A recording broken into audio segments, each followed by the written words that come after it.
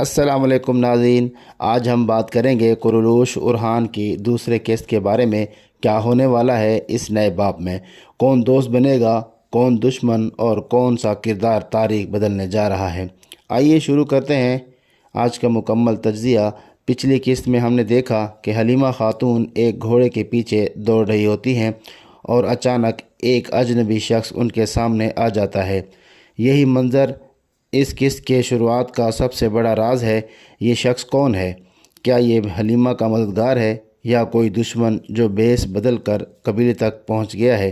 بہت سے شواہد یہ بتاتے ہیں کہ یہ کوئی عام چرواہا نہیں بلکہ شاید عثمان بے کا مخالف ہے یا پھر بازنطینی دربار کا کوئی بھیجا ہوا جاسوس۔ اب دوسری جانب ایک نیا منگول کماندار میدان میں اترتا ہے۔ اس کے سامنے بورسا کا گورنر بیٹھا ہے اور ساتھ ہی علاؤدین بے بھی موجود ہیں۔ یہ تینوں طاقتور شخصیات ایک ہی میز پر جمع ہیں، لیکن سوال یہ ہے آخر کیوں؟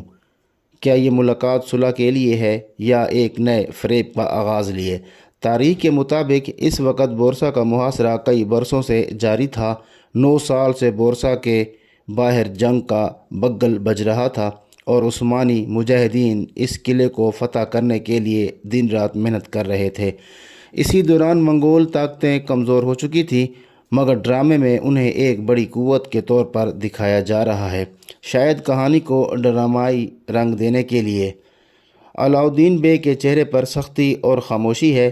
وہ جانتے ہیں کہ منگولوں کے ساتھ کوئی بھی معاہدہ دراصل کمزوری کی نشانی ہوگا، لہٰذا وہ بظاہر بات سن رہے ہیں مگر دل میں ایک ہی عزم ہے کہ بورسا کی آزادی کسی سودے بازی سے نہیں بلکہ تلوار سے حاصل ہوگی۔ اب بات کرتے ہیں ارحان بے کی۔ ارحان بے اس قسط کے مرکزی کردار ہیں اور ان کا مقصد ہے اپنے وفادار ساتھی بوران بے کو دشمن کے قبضے سے چھڑانا۔ بوران بے ایک نڈر اور وفادار سپاہی ہے، فلاویوس کے جال میں پھنس چکا ہے۔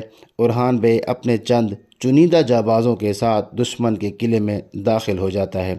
فضا میں تناؤ ہے، ہوا میں خطرے کی بو ہے اور ہر قدم پر موت گھات لگائے بیٹھی ہے۔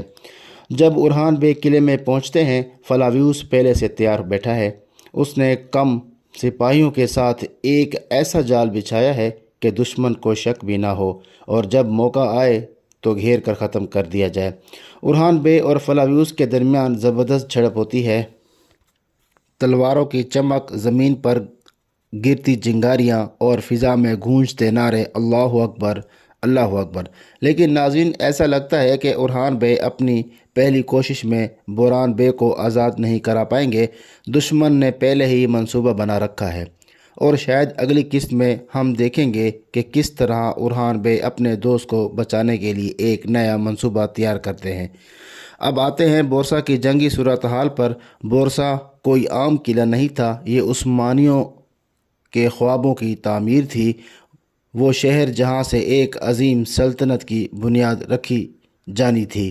اگر بورسا کا گورنر کمزور دیکھا گیا تو تاریخ کی شان متاثر ہوگی، کیونکہ حقیقت میں بورسا کو فتح کرنا ایک نامکمل سا کارنامہ تھا جیسے صرف بہادری، ایمان اور عزم نے ممکن بنایا۔ منگولوں کو اگرچہ یہاں طاقتور دکھایا گیا ہے، لیکن تاریخ گواہ ہے کہ اس دور میں ان کی طاقت عثمانیوں کے سامنے ماند پڑ چکی تھی، لہٰذا یہ حصہ مکمل فکشن پر مبنی ہے۔ آخر میں ارحان بے کے جذبے کو سلام۔ وہ اپنے دوست، اپنے سپاہی، اپنے بھائی بوران بے کو بچانے کے لیے اپنی جان تک داؤ پر لگا دیتا ہے۔ یہی عثمانی روح تھی، وفا، قربانی اور ایمان۔ اگلی قسط میں ہم دیکھیں گے کہ کیا بوران بے زندہ بچ پائیں گے، کیا فلاویوس کا انجام قریب ہے اور کیا علاؤدین بے اپنے فیصلے سے تاریخ کا رخ موڑ دیں گے۔ ان سوالوں کے جواب ملیں گے قرولوش ارحان کی اگلی ایپیسوڈ میں۔ تب تک کے لیے